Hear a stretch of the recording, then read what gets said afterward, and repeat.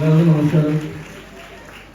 അതിന് വലിയ സന്തോഷമുണ്ട്. എല്ലാ സിനിമയുടെയും ഭാഗമായി പടിയാറ് എത്താൻ കഴിയാറുണ്ട്. എന്റെ ജീവിതത്തിലെ ഏറ്റവും വലിയ വഴിത്തിരിവായ സിനിമ മാളികപ്പുറമായിരുന്നു. അതിന്റെ പ്രമോഷൻ തുടങ്ങിയതുള്ളതാണ്. അതിനുശേഷം ഞാൻ എല്ലാ സിനിമകളും കൊണ്ടുവരാറുണ്ട്. ഒരു ഭാഗ്യമുള്ള കോളേജാണ്. അപ്പൊ ഇതിനാണ് ശരിക്കും എത്തേണ്ട 3 പേര് എത്താൻ കഴിഞ്ഞിട്ടില്ല. അർജുനും പാലും ഗോകുലും മറ്റൊരു പ്രോഗ്രാമുമായിട്ട് അവർ മറ്റൊരു സ്ഥലത്താണ്. അപ്പൊ അർജുൻ നിങ്ങളോട് പറയാൻ പറയും, അവൻ ഈ ഒരു തവണ ഇവിടെ അഡ്മിഷൻ കൊടുക്കേണ്ടി വരും. കാരണം എല്ലാ സിനിമകളും പറയാനുണ്ട്. എന്റെ അടുത്ത് എടുത്തു പറയാൻ പറഞ്ഞു. ഇവിടുത്തെ എല്ലാ ആളുകളോടും എന്റെ അന്വേഷണം പറയാൻ പറഞ്ഞു, പ്രത്യേകിച്ച് പെൺകുട്ടികളോട്. അപ്പം അത് അവനോട് ഞാനിവിടെ പറയാണ്. പിന്നെ എന്റെ ഏറ്റവും സന്തോഷം, വിഷ്ണുവിനൊപ്പം ഞാൻ വീണ്ടും ഒരു സിനിമ മാളികപ്പുറത്തിന് ശേഷം എന്റെ ഏറ്റവും ഇഷ്ടപ്പെട്ട ഡയറക്ടറാണ് വിഷ്ണു. ഞാനും അതുകൂടെ സിനിമ സ്വപ്നം കണ്ട് തുടങ്ങിയ കാലം മുതൽ ഞങ്ങൾ ഒരുമിച്ചുണ്ട്. എന്റെ എല്ലാ കഥകളും ഞാൻ ആദ്യം പറയുന്നത് വിഷ്ണുവിനോടാണ്.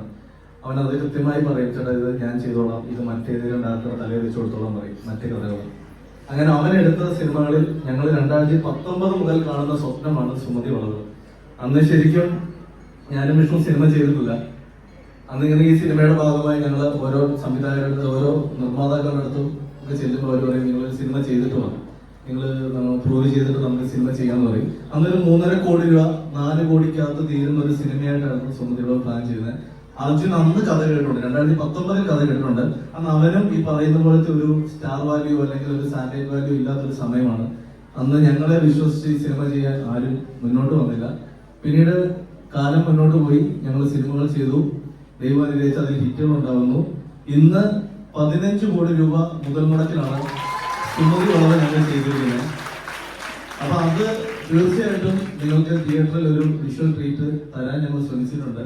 വലിയ അവകാശവാദങ്ങളോ കാര്യങ്ങളോ ഒന്നും പറയുന്നില്ല. ഒരു ചെറിയ സിനിമ തന്നെയാണ് സുമതി വളവ്. പക്ഷെ ഞങ്ങളുടെ കഴിവിന്റെ അങ്ങേയറ്റം എഫോർട്ട് ഞങ്ങൾ ഈ സിനിമയ്ക്ക് വേണ്ടി ഇട്ടിട്ടുണ്ട്. അതിന് ഞങ്ങൾക്ക് കൂടെ നിന്ന ഒരു വലിയ ക്രൂ ഇവിടെ ഉണ്ട്.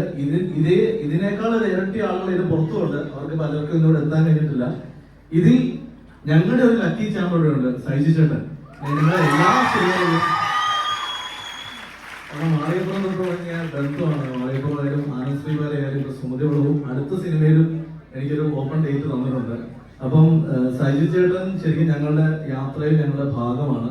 അതേപോലെ ഞങ്ങളുടെ യാത്രയിൽ ഞങ്ങളുടെ എല്ലാ സിനിമയിലുള്ള ഒരാൾ എന്നോട് എത്താൻ കഴിഞ്ഞിട്ടില്ല, എന്റെ മ്യൂസിക് ഡയറക്ടർ രഞ്ജിൻ രാജ്.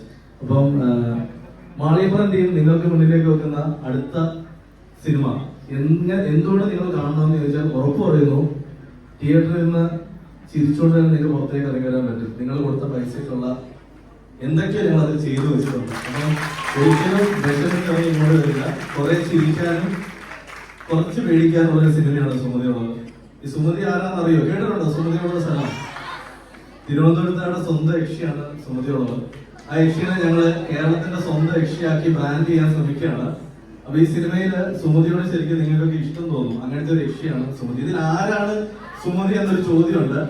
ഇതല്ലാതെ കുറച്ച് യക്ഷികൾ പുറത്തുണ്ട്, അല്ല കുറച്ച് നായകന്മാരുടെ പുറത്തുണ്ട്. അതിലാരോ ഒരാളായിരിക്കാം സുമതി. അത് ഈ മെയ് മാസം തിയേറ്ററിൽ എത്തുമ്പോൾ നിങ്ങൾ വന്ന് കാണും. ഉറപ്പായിട്ടും അതൊരു സർപ്രൈസ് ആയിട്ട് ഇരിക്കട്ടെ. അത് ഞങ്ങളൊരു സസ്പെൻസ് സിനിമയുടെ അവസാനം ഒളിപ്പിച്ചു വെച്ചിട്ടുണ്ട്. അത് തിയേറ്ററിൽ കണ്ടിറങ്ങിയിട്ട് നിങ്ങളത് തീരുമാനിക്കുക. പിന്നെ ഇവിടെ വന്ന എല്ലാ മീഡിയാസിനോടും നന്ദി പറയുന്നു. പ്രത്യേകിച്ച് നീലക്കുയിൽ ഇവിടെ ഉണ്ടായിരുന്നു.